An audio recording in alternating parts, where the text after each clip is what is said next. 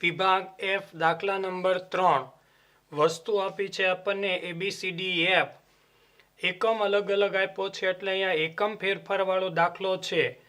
અહીંયા 20 આપ્યા છે, આપણે એકમના ખાનામાં 20 લખી શકતા નથી। અહીંયા ક્વિન્ટલ અંદર કિગ્રા, અહીંયા કિગ્રા અંદર ગ્રામ, અહીંયા ડઝન અંદર નંગ।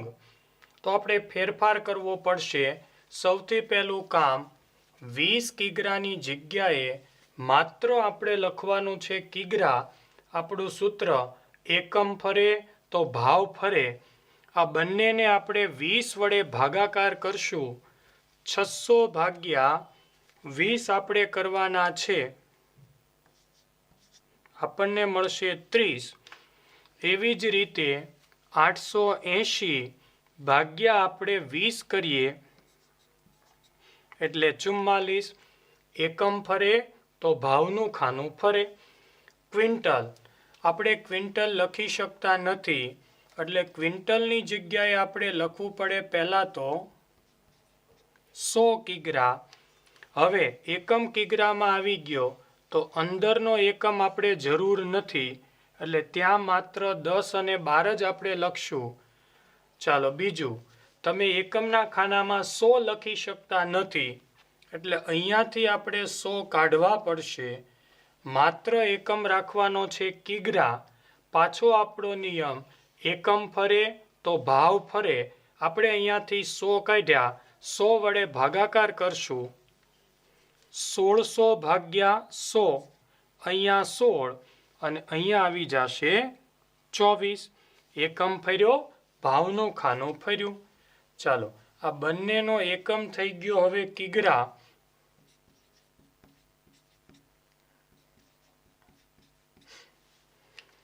અહીંયા એકમ તો કિગ્રા જ છે પણ અંદર બંને જગ્યાએ ગ્રામ છે તો ગ્રામને આપણે કિલોમાં ફેરવવાના। ગ્રામને કિગ્રામાં ફેરવવા આપણે 1000 વડે ભાગાકાર કરવાનો। તો 1200 ભાગ્યા 1000 1.2 કિગ્રા। આ 10 પણ આપણે વ્યવસ્થિત લખી નાખીએ। એવી જ રીતે અહીંયા 2000 ગ્રામ ભાગ્યા 1000 કરીએ તો ત્યાં આપણને મળશે 2 કિગ્રા। ચાલો એકમનું ખાનું નથી ફેરવું એટલે ભાવનું ખાનું આપણે નથી ફેરવું। અહીંયા લીટર જ છે, અહીંયા મીટર જ છે, છેલ્લામાં ડઝન અને નંગ। પહેલો ફેરફાર, જો અહીંયા 12ના ગુણાંકમાં હોય તો નંગને તમે ડઝનમાં ફેરવો, પણ 12ના ગુણાંકમાં નથી એટલે ડઝન છે એને આપણે નંગમાં ફેરવશું। તો ડઝન એટલે કેટલા નંગ થશે? તો કે 12 નંગ। હવે એકમમાં નંગ આવી ગયું તો અહીંયા નંગ લખેલું રાખવાની જરૂર નથી। બીજું, એકમના ખાનામાં તમે 12 લખી શકતા નથી એટલે માત્ર ત્યાં આપણો એકમ નંગ જ રાખવાનો। હવે આપણો નિયમ એકમ ફરે તો ભાવ ફરે। અહીંયાથી આપણે 12 કાઢ્યા, આ બંનેને આપણે 12 વડે ભાગાકાર કરવાનો। 30 ભાગ્યા 12 2.5, 36 ભાગ્યા 12 એટલે 3। આ આપણી મૂળ રકમ થઈ। હવે આપણે જોઈએ 2013 15, 13 નાનું છે, જથ્થો એટલે ક્યુ અને આધાર વર્ષ એટલે 0, ભાવ એટલે પી, આધાર વર્ષ એટલે 0, ભાવ એટલે પી। 2015 મોટું વર્ષ છે એટલે 1, જથ્થો એટલે ક્યુ અને ચાલુ વર્ષ છે એટલે 1। હવે આપણે આપણા 4 ખાના તૈયાર કરવાના। 4 વખત આપણે લખીએ છીએ પી અને ક્યુ। ચાલો પહેલા કેટલા લખીએ છીએ આપણે 1000, પછી લખીએ છીએ આપણે 1101। માત્ર ફિશરનો સૂચકાંક કીધો છે પણ ખાનામાં કોઈ આપણે ફેરફાર કરવાનો નથી। જેમ ગણીએ છીએ એમ જ દાખલો ગણશું। P1 Q0 તો P1 અને Q0 44 ગુણ્યા 5 220, 24 ગુણ્યા 10 240, 75 ગુણ્યા 1.2 90, 32 ગુણ્યા 30 960, 12 ગુણ્યા 12 144, 20 તેરી 60. સરવાળો બધાનો પછી લેશું. P0 Q0 પહેલા બે ખાના, 5 તેરી 15, 150, 16 ગુણ્યા 10 160, 12 છક 72, 52 ગુણ્યા 30 1560, 12 અઠ્ઠા 96 અને 20 ગુણ્યા 2.5 25 દુ 50. હવે જરૂર છે P1 Q1. P1 Q1 છેલ્લા બંને ખાનાનો ગુણાકાર 44 ગુણ્યા 12 528, 24 ગુણ્યા 12 288, 75 ગુણ્યા 2 150, 32 ગુણ્યા 36 1152, 12 દુ 24, 240, 16 તેરી 48. ચાલો છેલ્લું ખાનું P0 અને Q1. P0 અને Q1 આમ ગણો તો બીજું અને છેલ્લું ખાનું. 12 તેરી 36, 360, 16 ગુણ્યા 12 192, 60 ગુણ્યા 2 120, 52 ગુણ્યા 36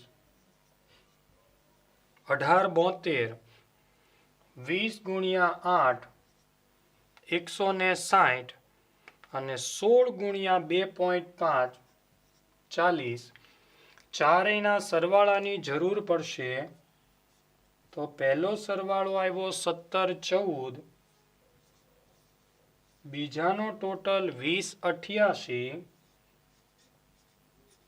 ત્રીજાનો ટોટલ 2406, ચોથાનો ટોટલ 2744. તો આ આપણે કોષ્ટક તૈયાર કર્યું. હવે આપણે ફિશરનો સૂચકાંક મેળવીએ. ચાલો આપણને કીધું છે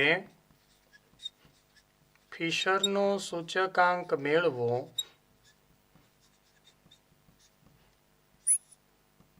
ફિશરનો સૂચકાંક IF બરાબર વર્ગમૂળમાં ઉપર નીચે 2 વખત સિગ્મા P અને Q, વર્ગમૂળની બહાર આવશે ગુણ્યા 100. ચાલો પહેલા શું લખીએ છીએ આપણે? 1101. ચાલો તો પહેલા ખાનાનો સરવાળો હતો 1714 ભાગ્યા બીજા ખાનાનો ટોટલ 2088. ત્રીજા ખાનાનો ટોટલ હતો 2406 છેદમાં 2744, વર્ગમૂળની 12 ગુણ્યા 100. ચાલો પહેલાનો ભાગાકાર 8208, બીજાનો ભાગાકાર 0.8768, વર્ગમૂળની 12 ગુણ્યા 100.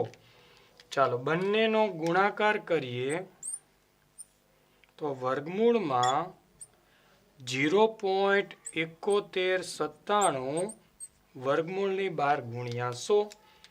ચાલો એનો વર્ગમૂળ કાઢતા 0.8484 ગુણ્યા 100, 100 સાથે ગુણાકાર કરતા 84.84. ચાલો આખા ચેપ્ટરમાં આ એક જ દાખલો એવો આવ્યો કે જેનો જવાબ 100 કરતા ઓછો આવ્યો.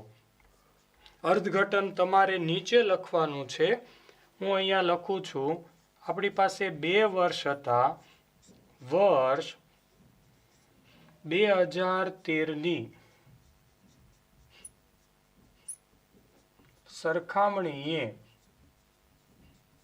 વર્ષ 2015ના કુલ ખર્ચમાં ટકાનો ઘટાડો થાય છે.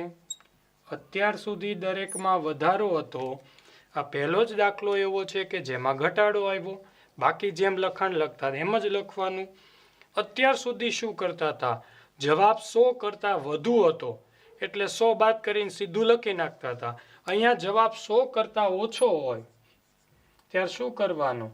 100 માંથી બાદ કરવાનું 84.84 જે આવે અહીંયા આપણે ટકા સ્વરૂપે લખી નાખવાના. તો પહેલા તો 85 બાદ કરીએ એટલે 15 અને 84 બાદ કરીએ એટલે કદાચ 16 એટલે અંદાજે 15.16% ઘટાડો થાય છે. દાખલા નંબર 4 લાસ્પેયર પાસે અને ફિશરનો સૂચકાંક શોધવાનું કીધું છે. આવા ઘણા દાખલા અગાઉ આપણે ભણી ગયા. સાવ સાદો દાખલો છે. કોઈ પણ ફેરફાર વગરનો વસ્તુ ABCDE જથ્થામાં 2 ખાના, ભાવમાં 2 ખાના, જથ્થો એટલે આ બંને ખાના ક્યુના 2014 નાનું વર્ષ 0 અહીંયા 1, ભાવ એટલે બંને ખાના પ્રાઇસ P 14માં 0, 15માં 1. હવે આપણે 4 ખાના તૈયાર કરીએ છીએ. 4 વખત લખીએ છીએ આપણે P અને Q. ચાલો પહેલા કેટલા લખીએ છીએ આપણે? તો કે 1000, પછી લખીએ છીએ આપણે 1101. માત્ર ગુણાકાર કરવાનો છે. P1 Q0. તો P1 નું ખાનું અહીંયા અને Q0 નું છેલ્લું. પહેલું અને છેલ્લું 45 ગુણ્યા 25 1125. 15 તેરી 45 450. 36 ગુણ્યા 10 360. 25 ગુણ્યા 8 200. 65 ગુણ્યા 30 1950. ટોટલ બધાના છેલ્લે લઈ લેશું. P0 Q0 પહેલું અને આમ ગણો તો ત્રીજું 25 ગુણ્યા 42 10 50. 28 ગુણ્યા 15 420. 30 ગુણ્યા 10 300. 8 દુ 16 160. 6 તેરી 18 1800. P1 Q1 બીજું ખાનું અને ચોથું ખાનું 45 ગુણ્યા 32 1440. P1 Q1 3 દુ 6 30 20 એટલે 600. 36 દુ 72 720. 25 ગુણ્યા 15 375. 65 ગુણ્યા 36 2340. P0 Q1 P0 અને Q1 વચ્ચેના બે ખાના 32 ગુણ્યા 42 1344. P0 Q1 32 ગુણ્યા 42 28 દુ 56 560. 30 20 600. 15 દુ 30 300. 60 ગુણ્યા 36 2160. ચારેયના સરવાળા લખી નાખીએ. પહેલાનો ટોટલ થશે 4085. બીજાનો 3730. ત્રીજાનો ટોટલ થશે 5475 49 64. તો ચારેય સરવાળા યાદ રાખજો. લાસ્પેયર પાસે બંનેને ભેગા કરશો એટલે આપણને મળશે ફિશર. ચાલો સૌથી પહેલું હેડિંગ આપીએ આપણે લાસ્પેયર IL બરાબર ઉપર નીચે સિગ્મા P અને Q ગુણ્યા 100. પછીનું આપણી પાસે આવશે પાસે IP બરાબર ઉપર નીચે 2 વખત સિગ્મા P અને Q ગુણ્યા 100. અને પછી મેળવશું આપણે ફિશર IF બરાબર વર્ગમૂળમાં IL ગુણ્યા IP. લાસ્ટ પેરમાં કેટલા મૂકીએ છીએ આપણે? 1000. પાસેમાં 1101. તો પહેલો ટોટલ હતો આપણી પાસે 4085 છેદમાં 3730 ગુણ્યા 100. તો પહેલું આવશે 109.52. અર્થઘટન તો લખવાનું જ છે. ચાલો બીજું. આપણો ત્રીજો ટોટલ હતો 5475 છેદમાં 4964 ગુણ્યા 100 110.29. એનું પણ અર્થઘટન. અને ફિશર બંને જવાબ આપણે જે મેળવ્યા મૂકી દઈએ વર્ગમૂળમાં 109.52 ગુણ્યા 110.29 વર્ગમૂળ કાઢતા 109.90. ચાલો પહેલા ત્રણેયમાંથી 100 બાદ કરીને ટકા બોલીએ. 9.52%, 10.29%, 9.90%. કયા 2 વર્ષ આપણી પાસે છે? જો ન હોય તો આધાર વર્ષ અને ચાલુ વર્ષ આપણી પાસે 14-15 છે. તો ત્રણેયનું લખાણ વર્ષ 2014ની સરખામણીએ વર્ષ 2015ના કુલ ખર્ચમાં 9.52%નો વધારો થાય છે. વર્ષ 2014ની સરખામણીએ વર્ષ 2015ના કુલ ખર્ચમાં 10.29%, અહીંયા 9.90%નો વધારો થાય છે. દાખલા નંબર 5. આપણને કુલ ખર્ચ અને કૌટુંબિક બજેટની રીતે જીવન નિર્વાહ ખર્ચનો સૂચકાંક શોધવાનું કીધું છે. આપણને ખ્યાલ છે જ્યારે એક જ દાખલામાં કુલ ખર્ચ અને કૌટુંબિક અંદાજપત્ર પૂછાય ત્યારે બંનેના જવાબ હંમેશા સરખા આવશે. વસ્તુ, એકમ, વપરાશ. હવે આપણને પહેલું વર્ષ આપ્યું છે 2013 અને પછી આપ્યું છે 15. વપરાશ એટલે જથ્થો, નાનું વર્ષ છે એટલે Q0, ભાવ એટલે P0 અને અહીંયા ભાવ એટલે P1. આટલું આપ્યું છે. પણ એક ફેરફાર છે. અહીંયા ક્વિન્ટલ છે, અહીંયા કિગ્રા છે. બાકી બધામાં એકમ કિગ્રા સમાન છે એટલે આપણે લખ્યો નથી અને લખવાનો પણ નથી. પણ જ્યાં જ્યાં 20 કિગ્રા છે ત્યાં આપણે 20 લખી શકતા નથી. એટલે ત્યાં આપણે ફેરફાર કરવો જોશે. પહેલું કામ, ક્વિન્ટલની જગ્યાએ મારે શું લખવાનું છે? તો કે 1 ક્વિન્ટલ એટલે 100 કિગ્રા. હવે આપણે અંદરથી કિગ્રા લખવાની જરૂર નથી એટલે કાઢી નાખીએ. હવે બીજો નિયમ, એકમના ખાનામાં કોઈ આંકડો રહેવો જોઈએ નહીં. તો મારે અહીંયાથી 100 કાઢવા પડે. હવે આપણો નિયમ યાદ કરો, એકમ ફરે તો ભાવ ફરે. અહીંયાથી મેં 100 કાઢ્યા તો ભાવમાં મારે 100 વડે ભાગાકાર કરવાનો. 1800 ભાગ્યા 100 18, 2400 ભાગ્યા 100 એટલે 24. એવી જ રીતે અહીંયા પણ હું 20 કિગ્રા લખી ન શકું એટલે મારે 20 કાઢવા પડે. એકમ ફરે તો ભાવ ફરે. અહીંયાથી મેં 20 કાઢ્યા તો આ બંનેને મારે 20 વડે ભાગાકાર કરવાનો.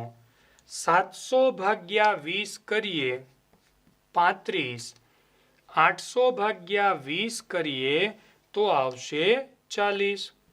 એકમ ફર્યો, ભાવ ફર્યો. અહીંયા કિગ્રા છે, અહીંયા કિગ્રા ને અહીંયા કિગ્રા, કોઈ ફેરફાર નહીં. પણ દાળમાં પાછું અહીંયા 20 કિગ્રા છે. આપણે 20 લખી શકતા નથી, તો અહીંયાથી 20 કાઢ્યા, તો આ બંનેને આપણે 20 વડે ભાગાકાર કરવો પડશે. 2000 ભાગ્યા 20 એટલે 100 અને 2400 ભાગ્યા 20 એટલે થશે 120. ચાલો, આ થઈ ગઈ આપણી રકમ મૂળ સ્વરૂપમાં, કે જેમાં માત્ર એકમ 1 2 એવું લખેલું આગળ હોવું જોઈએ નહીં. હા, 1 હોય તો ચાલે, 2 કિગ્રા 3 કિગ્રા એવું આપણે લખી શકતા નથી. હવે આપણને જે શોધવાનું કીધું છે એ નક્કી કરીએ. કુલ ખર્ચ પહેલા એટલું પકડીએ. કુલ ખર્ચમાં આપણી પાસે બે સૂત્ર છે, 1000 વાળું, 1101 વાળું. હવે જો દાખલામાં Q1 હોય તો 1101 વાળું સૂત્ર આપણે લખી શકીએ. Q1 નથી, 1101 વાળું સૂત્ર લખી શકીએ નહીં, તો 1000 વાળું. એની માટે 2 વખત રકમમાં લખવાનું છે P અને Q. કેટલા લખશું આપણે? 1000. તો પહેલી જરૂર છે આપણે P1 Q0, એટલે આ બંને P1 Q0. 100 ગુણ્યા 24 2400, 40 ગુણ્યા 40 1600, 36 ગુણ્યા 40 1440, 12 છક 72 7200, 12 ચોક 48 4800, 480 ગુણ્યા 36 17280. એનો ટોટલની પણ જરૂર પડશે, તો સાથે સાથે કરી નાખીએ. 34720. P0 Q0, તો આ બંનેનો ગુણાકાર 18 ગુણ્યા 100 1800, 35 ગુણ્યા 40 1400, 4 તેરી 12, 30 ગુણ્યા 40 એટલે 1200, 108 ગુણ્યા 60 6480, 100 ગુણ્યા 40 4000, 400 ગુણ્યા 36 14400, એનો સરવાળો 29280. આ થઈ ગયું કુલ ખર્ચની રીત માટેના ખાના. હવે કૌટુંબિક બજેટ માટે સિગ્મા IW છેદમાં સિગ્મા W. તો આપણી પાસે I નું ખાનું હોવું જોઈએ, W નું હોવું જોઈએ. હવે P0 Q0 છે, એને આપણે W કહીએ, તો આપણી પાસે W નું ખાનું છે. હવે મેળવશું I નું P1 છેદમાં P0 ગુણ્યા 100, અને પછી ખાનું આપણે મેળવશું IW. ચાલો, તો પહેલા I નું ખાનું P1, આ ખાનું ભાગ્યા P0, 24 ભાગ્યા 18 ગુણ્યા 100 133.33, 40 ભાગ્યા 35 ગુણ્યા 100 114.29, 36 ભાગ્યા 30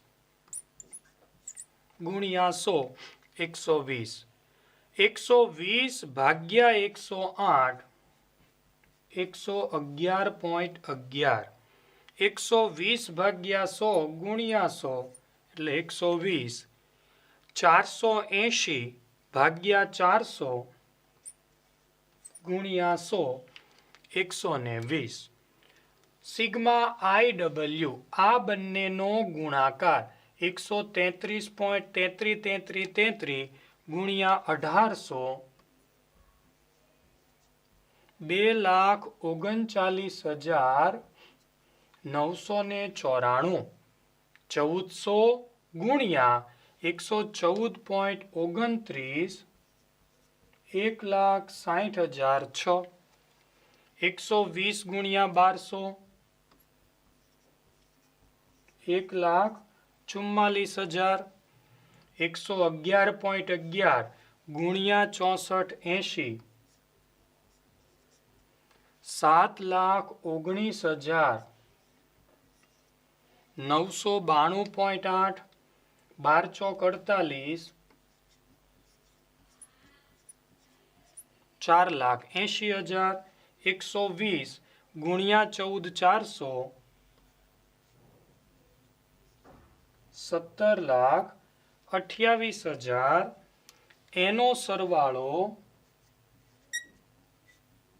34,71,992.8 તો IW ઉપરથી જીવન નિર્વાહ એટલે કૌટુંબિક બજેટ અને આ બંને ઉપરથી હવે મળશે આપણને કુલ ખર્ચની રીત. સૌ પ્રથમ હવે મેળવવાનું છે આપણે કુલ ખર્ચની રીતે સૂચક આંક. તો કુલ ખર્ચની રીત I બરાબર ઉપર નીચે 2 વખત સિગ્મા P અને Q ગુણ્યા 100. ચાલો આપણે અહીંયા 1000 વાળું સૂત્ર લાગુ પાડ્યું હતું. સિગ્મા P1 Q0 નો ટોટલ હતો 34,720 છેદમાં 29,280 ગુણ્યા 100. તો જવાબ આવ્યો હતો 118.58. અર્થઘટન બંનેનું એક સાથે કરશું કારણ કે જવાબ સરખો જ આવવાનો છે.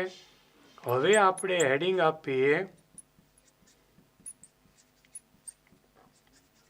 કૌટુંબિક અંદાજપત્રની રીત. સૂત્ર I બરાબર સિગ્મા IW છેદમાં સિગ્મા W.